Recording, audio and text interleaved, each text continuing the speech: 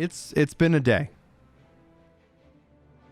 It's been a weird day, and I think anybody in the Final Fantasy XIV community could probably look back at today and maybe hope that we learn something from it and we grow from it. But speaking as somebody who's been in this community for a long time, this feels like a day that the community itself imploded.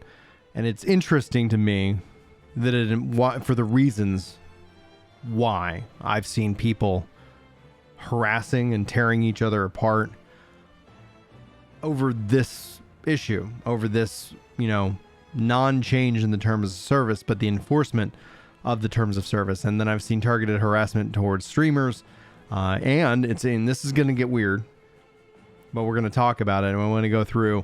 I'm going to showcase two main Reddit threads, I think encapsulating a good sense of balance to the day. That's something I try to do, but we will not be showing everything that I've seen today, and I don't think I want to make that kind of video, because I don't think we want to have that kind of representation, as this pinnacle. Like, there are times in our history, and this is gaming history that I'm speaking of, not just with the 14, that there are just things that just go wrong, and you have people have bad takes and bad actors, and people like to point to these extreme times as, see, that's the problem. It's that, that one person who had a bad day. And that's not, I think, anything that relates to what Final Fantasy XIV represents or tries to represent, what we try to build within the community itself. But I think that it is important to talk about it. I know some people disagree with my takes on that, but I think it's important to shine lights on everything, to keep things open and to keep that conversation going. I do not believe in censorship, nor do I believe in harassment, nor do I believe that things should be swept under the rug and ignored. And that's what we're going to explore in today's video. And this isn't going to be a kind of happy, feel-good video. This is something that I think needs to be stated, and hopefully that some lessons can be learned from it. But if you guys haven't been paying attention, I think this is the official day that Final Fantasy XIV's community has imploded on itself, and it's imploded over the course of the terms of service enforcement that is taking place. People have used that terms of service to defend it. They've used that terms of service to try and grow from a clout chasing mentality. They've used that to try and kind of hunt and target content creators and use their violation of it. And at the end of the day, like it's I don't think anybody's walking out of today feeling probably good about themselves, and maybe they are, but I can say that as somebody who's been talking and covering this game for 13 years, this is probably the lowest point that I've experienced, and having not really, just been an observer of this, in this regards. So, I'm disappointed, kind of disgusted. Yeah. So, I want to try and talk about exactly what we are seeing on screen right now, because I feel it's important, and I think there's some interesting things here that need to be stated. I think everybody needs to hopefully be on the same page. Welcome everybody to the channel. This was not a video that I was intending to make, and probably right after this video I might just go stream a little 14 just to, I don't know, feel a little happiness in my day, especially after everything that's transpired. Anyway, this is going to start off with, this is not the time to hide mods, quite the opposite. It's the time to celebrate them. We're also going to cover, we put Square Enix and Yoshi P in a very difficult position by being blatant with mod usage. Hide it for the time being. We're going to kind of talk about that. But the first post also references this author's tweet saying about, it's one thing to break the terms of service, and it's another thing to specifically go brigading to get someone banned. Both North American JPs are actually focusing in on Pyromancer, and you can't really see the image here, but I'll include a link to this tweet for you guys. You can go look for yourself. By the way, this video, the VOD has been deleted. And personally, like that, it's usually where, from a content creation perspective, I don't think that's necessarily the right call, but maybe it is in the current terms of defense. The content creator in question, or the target of them, the harassment, yes, he's violating terms of service, but we'll get into it because it warrants a discussion. It warrants a discussion. There's people on both sides that are absolutely passionate about this, and I know I've probably just pissed them both off because I'm trying to, have a discussion. All right. In that regards, Pyromancer being targeted, essentially because sounds like he was defending the use of mods, and this is the first post will defend the use.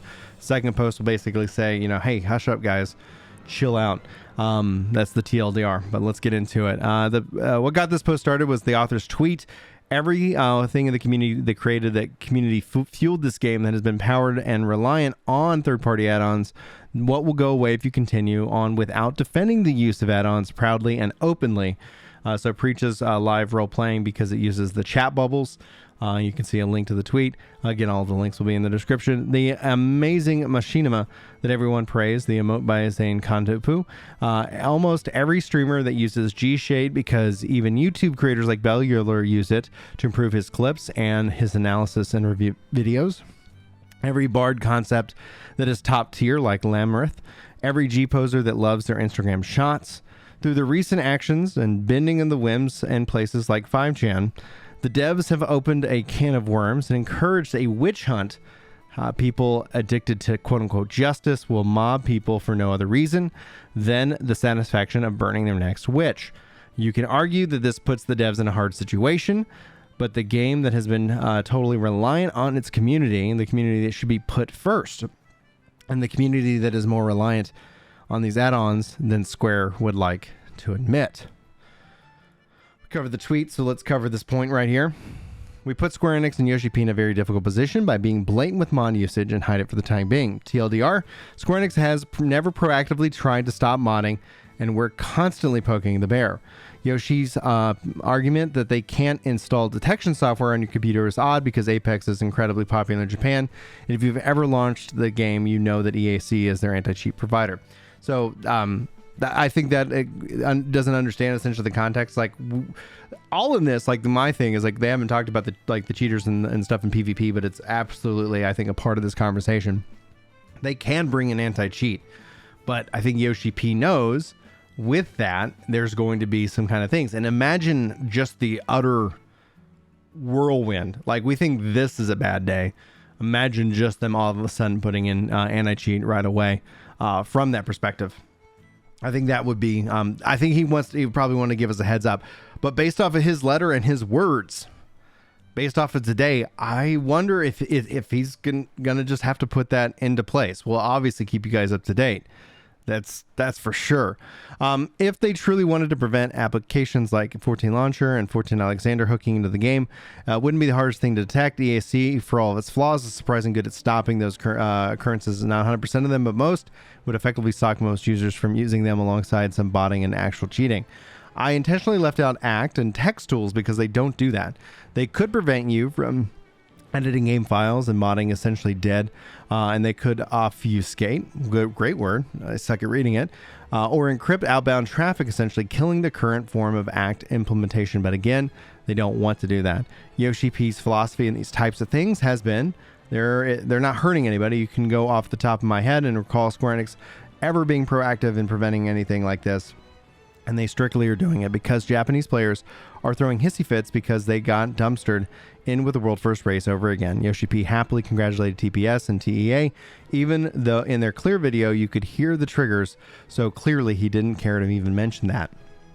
For streamers, just based on the comments on 14, I guarantee that some idiots will make their mission to report every streamer using it, excuse me, any kind of add-on over the next couple of days or so.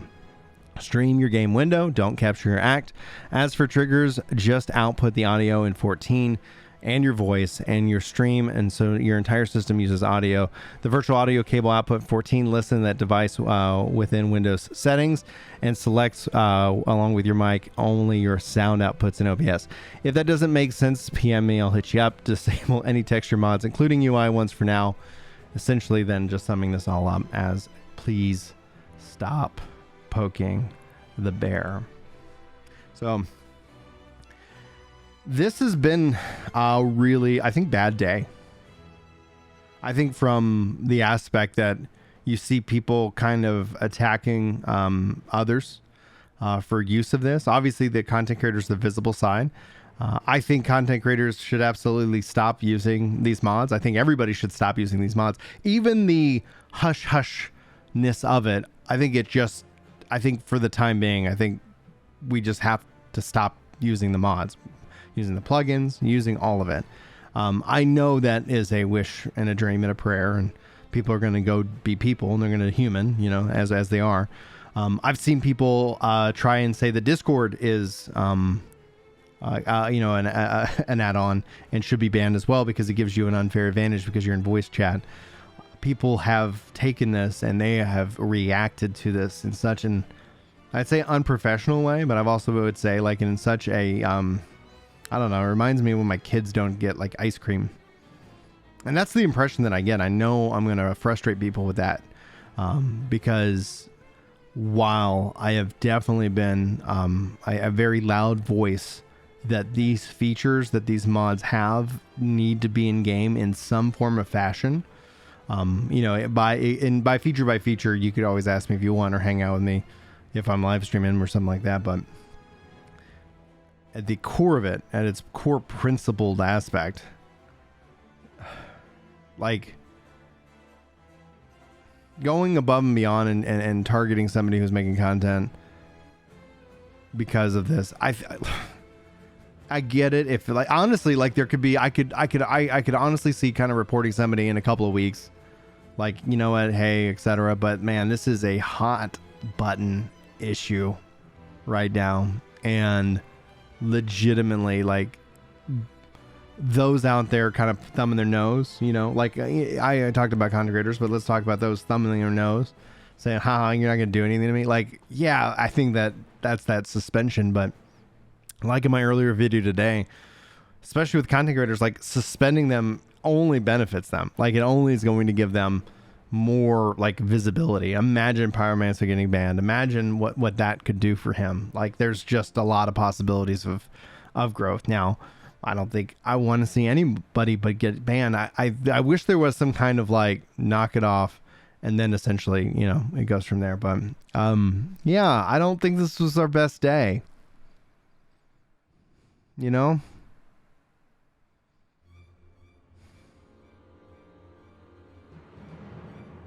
is definitely not our best day. And maybe tomorrow will be better, but I don't feel that it will.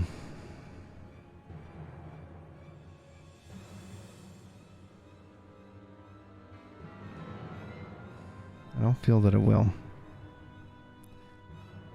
Be good one another, guys.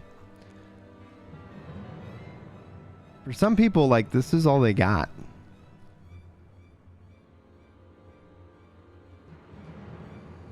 And you really don't know what somebody's going through.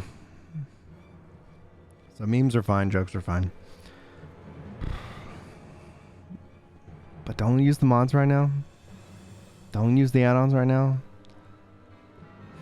Don't go poking the bear. Both ways. Don't be that asshole, Anyway. I think I'm going to go play some games and get out of my head for a little bit.